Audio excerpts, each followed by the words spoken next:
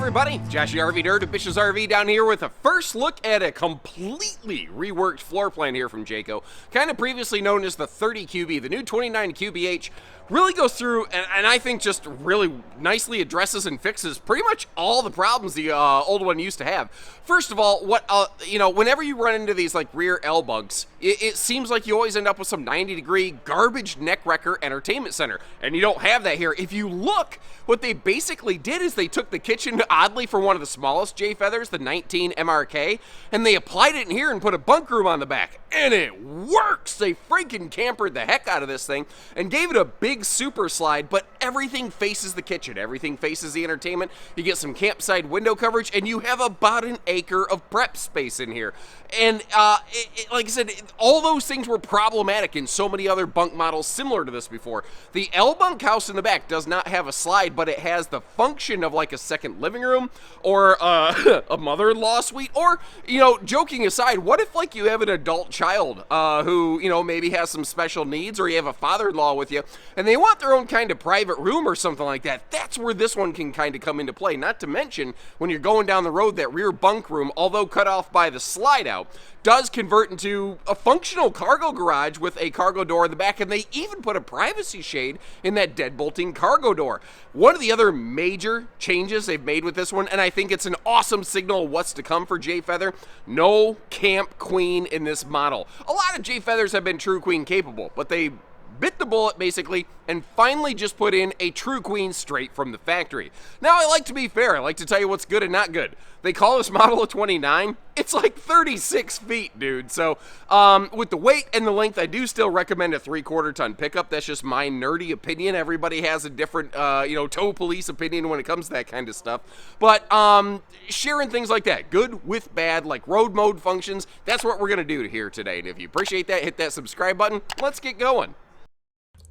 And I mean, especially compared to the previous 30QB, this thing, it looks and it feels just massive inside and so wide open, because the 30QB had like a refrigerator and a dinette in a slide, and this is just a full straight-on super slide. And, it's carpetless. You can see how the main floor and the slide floor match. That makes the RV look big, plus all the windows really come in to make everything look nice and big. Albeit those windows are over on the the neighbor's side of the RV, the poop side of the camper, as it were. But when we kind of spin around here, this is where immediately it starts making improvements. Not only does it look and feel bigger, but we're picking up some campsite window coverage its predecessor just frankly lacked. And we have a much better entertainment center. Frankly, I kind of want to see variations of this kitchen living room be applied to some bunkhouse fifth wheels, because I think that they could actually learn a thing or two from this travel trailer right here.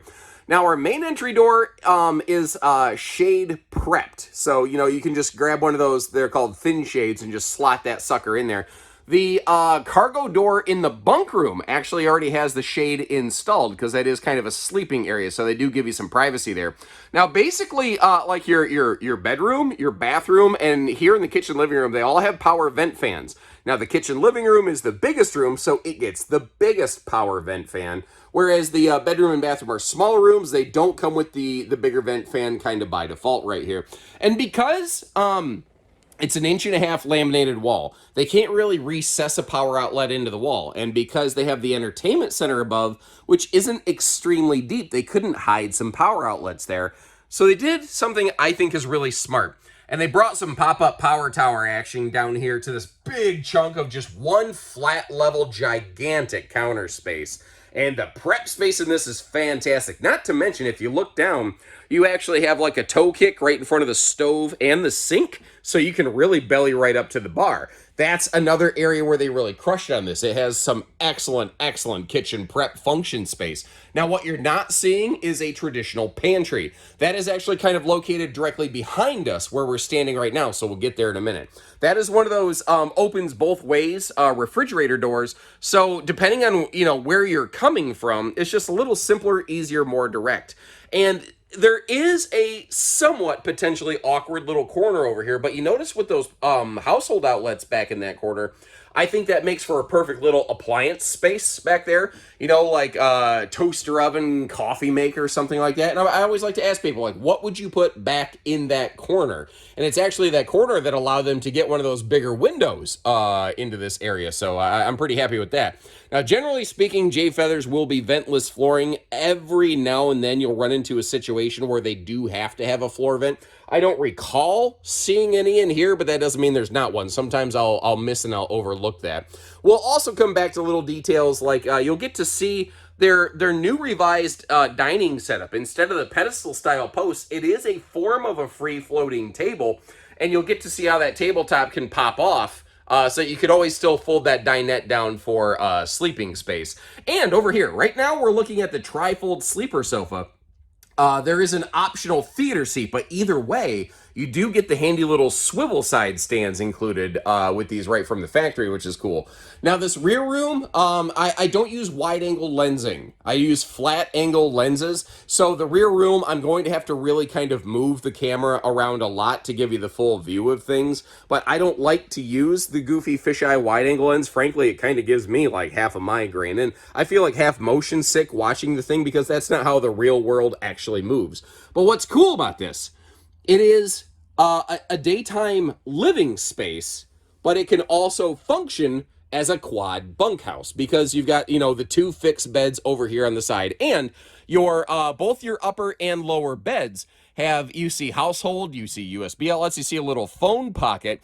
You'll find the same thing built right into the ceiling of this flip-up move bunk get out the way system that we're looking at over here. But one of the other really cool things that this provides is when that bunk is folded down, it's basically creating like an 8-foot long bed. And that is one of the things that this floor plan does that a lot of bunk models simply don't do. It can sleep adult-sized people, at least the one across the top bed right there. So maybe that's where the big kid goes, and the little kids you can kind of put over here.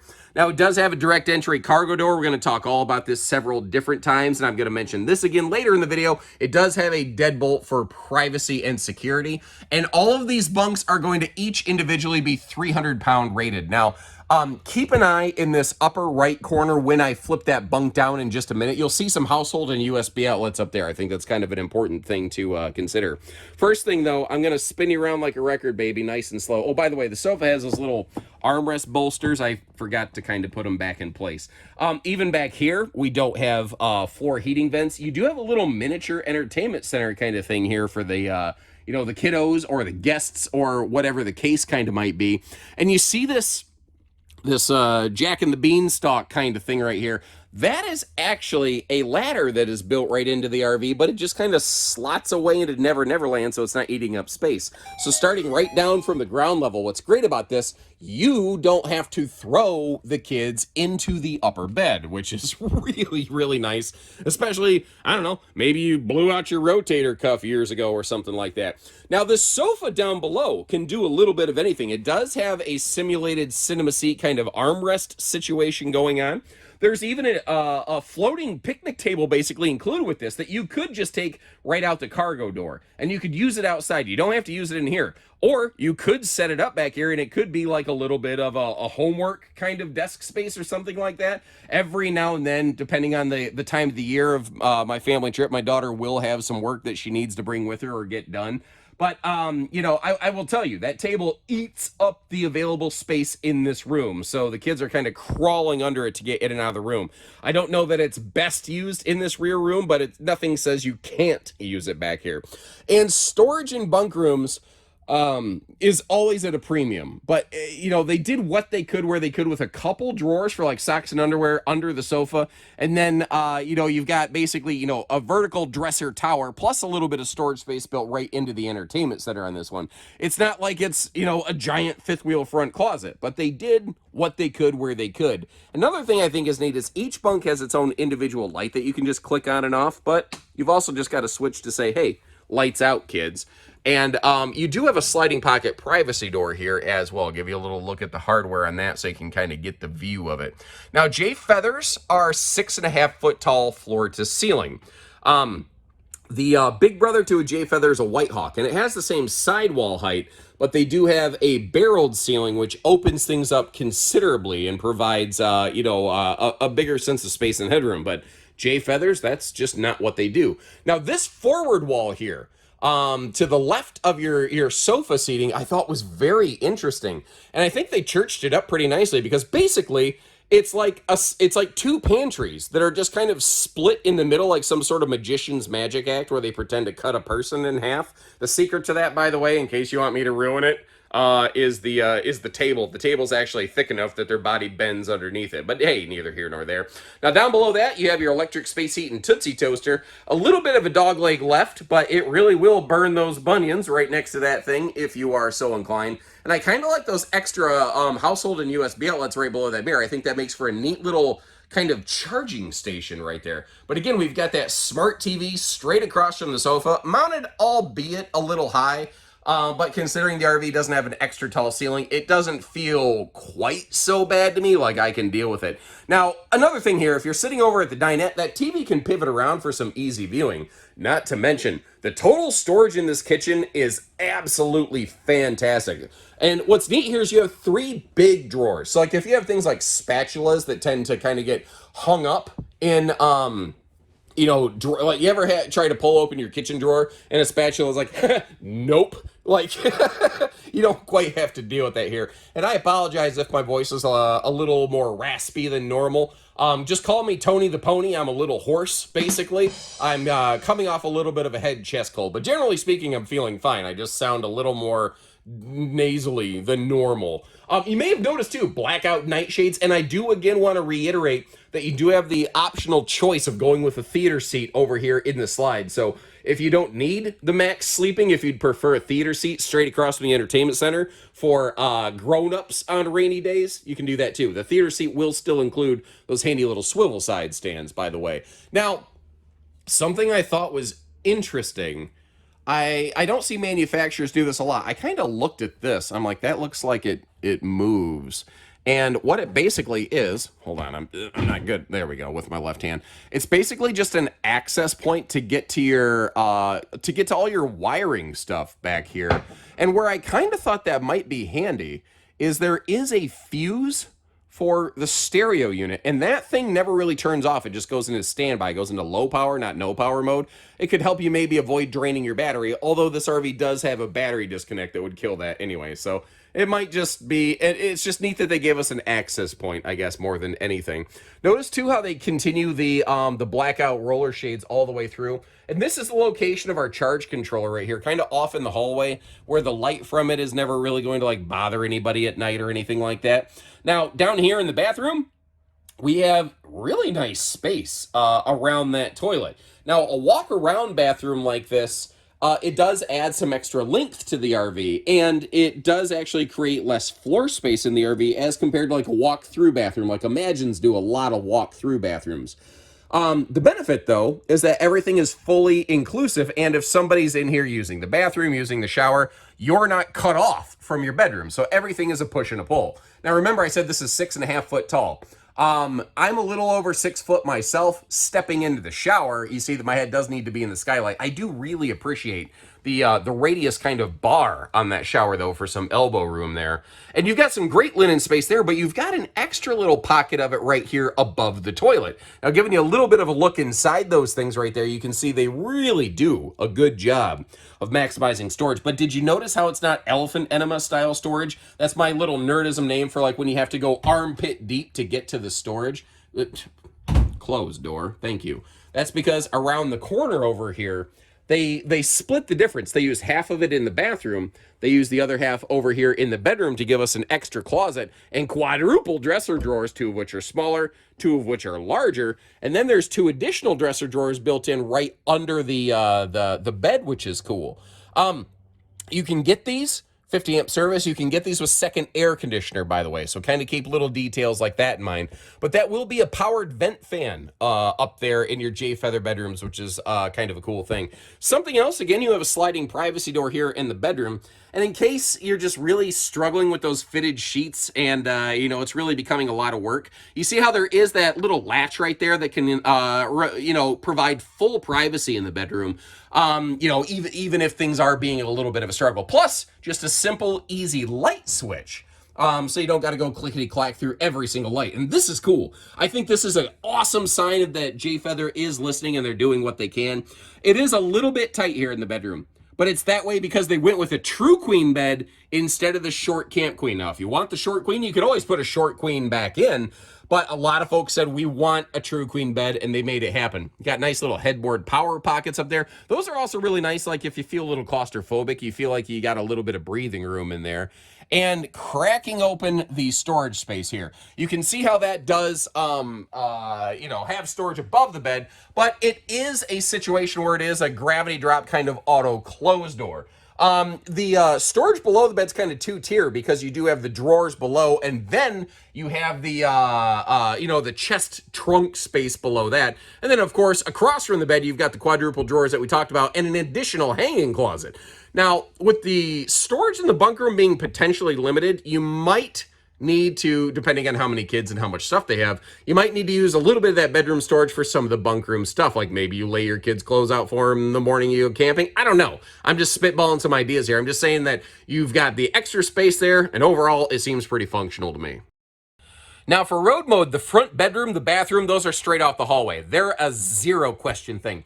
But if you look at this is not bad for travel stops. Because of the location of the refrigerator, they are able to kind of set this up so that you can get to the sink, you can get to the fridge. And this is one of the other nice kind of benefits here of some of these 12-volt refrigerators. They don't necessarily have to be vented out of the side of the RV, so they can mount them inside the cabin of the RV and create new floor plans like this that just literally were not possible before. The major hiccup on this is that you're going to lose the bunk room. There's a little bit of a way around it, but generally speaking, with slide closed access, you basically lose the bunks. Now, when it comes to the towing weights and measures, that's one of the things where I think sometimes the audio doesn't match the visual. As I kind of mentioned when the video began, they're calling this thing a 29. But tip to tail, it's 36, I think approaching 37 feet or something like that. She's long and strong and down to get the camping on is what this one is right here. But, you want a private rear room, you want a private bedroom, a walk-around bathroom, and a super slide, and man, it adds up real awful quick here. Now, it's a little bit blurry, but you might notice some of the Jayfeathers have like a candy-coated nose cap and some do not. Basically, it's when they start picking up a super slide. It's like the 25 RB and above, that's where you tend to run into the full nose caps on these right here. They ride on a little bit different chassis from the vast majority of the industry. This is a huck-bolted frame from Norco right here. And the idea behind it is it's HSLA steel. It's ideally lighter but stronger. And my experience has been brands that ride on this chassis seem to have pretty good service records. I think if you want a good house, you start with a good foundation, and it seems to do the trick. Underbelly of these is enclosed. It is insulated. And a year or two ago, they bumped up their freshwater capacity to 55 gallons. Now, on their smaller models, that feels more impactful. On something like this, it just feels appropriate, but at least it's not insufficient, you know what I mean? Big full pass-through under that front bed right there. Couple little details, if I'm being picky, I'd prefer that battery disconnect, can't talk, it's super early and I'm not caffeinated. Disconnect was mounted up a little bit high. Now you see that white wire hanging down? I kind of pulled that out myself just to draw some attention to it. That's the inverter prep. This RV has a basic level of inverter prep so that if you do want to be able to run a couple household outlets in the RV off battery power, untethered away from parks and no generator, you do have the ability to kind of upfit this to do that. It's only like 3 or 4 outlets. It's a small number, but it's better than 0 outlets is kind of how I look at it. Now, we are all prepped and ready for a full observation camera suite. You can kind of see that little black bracket on the marker light right there. And our sidewalls are what I call dual Asdel. So it's Asdel on the inside and outside layers of that laminated sidewall. Now, this RV is really long. And if you stand all the way back, the awning looks like it got shorted. But remember, it's like a 36-foot awning, or not awning, RV. So it's actually not a short awning, it's just a long camper, and that kind of skews your perspective. Now, I'm right up close and personal to this thing. I know, I apologize for that. I prefer to stand back a little more, but getting you what I can, where I can in this display here. These are still running on the Goodyear Endurance radials right here. 87 mile an hour rated, but, you know, please don't ever tow 87 miles per hour. That just kind of seems like a little bit of a recipe for disaster. And as we back up here, one of the things to kind of consider, it's just sort of a necessary evil on this floor plan because the opposite side of the RV is like all slides and bathroom and everything. They didn't really have a better place to put things like the water heater and the furnace. So the you know, the appliance corner of the kitchen where I asked you what sort of appliance you might use back there, that's kind of where they had to shove the water heater and the furnace, which means we do have a couple hot air exhausts over here on the campsite of the RV. Got to make sure you educate the little kids to stay away from those things so they don't end up burning their fingers and whatnot, you know. And outside here, we got Dad's medicine cabinet for the bottled water and the barley pop, obviously. And they've reworked their camp kitchens this year. Overall, I like it a lot better than what they had before. I'd be kind of curious to know what you folks think. Got some handy power outlets over here. And if you notice, there's a magnet holdback because this is actually like a little bit of a storage drawer, so you can use that to kind of keep things up out of the way. And those plugs, you do have both household and USB, including a USB Type-C plug, which is sort of nice. Now, when you get a camp kitchen model like this, the griddle will be standard with it. If you're looking at a J-Feather that does not have a standard camp kitchen, then the griddle will be optional, but still available. And you may have noticed the quick drop stabilizers. If you've not camped with or without them, what I can tell you is the hype is real. They take a ton of the wiggle jiggle out of this RV, basically. And this RV now, all your J-Feathers come factory standard with the Overlander 1 solar package, so a 200-watt solar panel with a 30-amp controller will be standard on all these, which I think is very, very cool. And of course, we have that 250-pound rated ladder to get you up to that roof, which, as Jayco likes to call it, is their Magnum truss roof system, rated for more weight than anything else in this class. One of the major differences, a little bit thicker roof truss bows and plywood roof decking as compared to OSB up there. And doing my David Blaine teleport maneuver to the other side of the RV here to kind of complete the trifecta. Remember, it does have that kind of multifunction bunk room cargo door right here. But sometimes when folks see a door like this right into a bunk room, they get a little spooked about maybe some gas station murder hobo coming after their children. Well, the good news is this is a full entry door, just a smaller entry door as compared to like your main door. So it does have a deadbolt. And again, I really love the thought and consideration how they put a full privacy shade right in that thing. Also, this does have a little gas strut down there, and one of the key factors on that is you want to make sure that baggage door there, or well, the cargo door doesn't open behind that slide flange, because if that door was left open and you didn't realize it, and then you went to close the slide, you'd smash something up. And whether it's the slide or the baggage door, or the, I keep saying baggage door, cargo door, either way, you're going to be really unhappy with the end result here. So again, when you're going down the road, I should have almost included this section right here in road mode. You've got yourself a nice cargo loading area, whether you're going to use it for totes for kids stuff, or, you know, if you're just, let's say, you know, here's an idea. Think about this. Sorry, my brain went, scenario time. You're going down the road. There's a major traffic jam. You miss an exit. You have to go way out of your way. Anything weird happens and it puts you in a major delay state, and you don't get to your campsite the day that you were expecting. If you absolutely had to, I know that in road mode you can't get straight to the bunk room, but you could actually just bring the kids into that bunk room overnight and let them, you know, sleep through the night and then go check on them in the morning. And again, because you have a full entry door here, it is, you know, safer and easier for them to, you know, enter and exit. Now, it's a bit of a hop down, but I know that when I was younger, my knees didn't used to hurt when I hit the ground, and in an emergency situation, I don't think that's too awful scary. I'm not saying that's an ideal. I'm not saying it's a workaround for road mode. I'm saying that in a pinch, you could make it work, probably, maybe. I don't know. So I'd be really curious to know if you were familiar with the 30 QB, or if you have one, what do you think about this one in comparison? You know, is it giving you those jealousy vibes? Are you happy with what you got? Or, I don't know, let me know. Fill me in. Overall, like I said, the biggest downfall for me is just the length. But beyond that, holy crap, man, this thing checks a lot of boxes.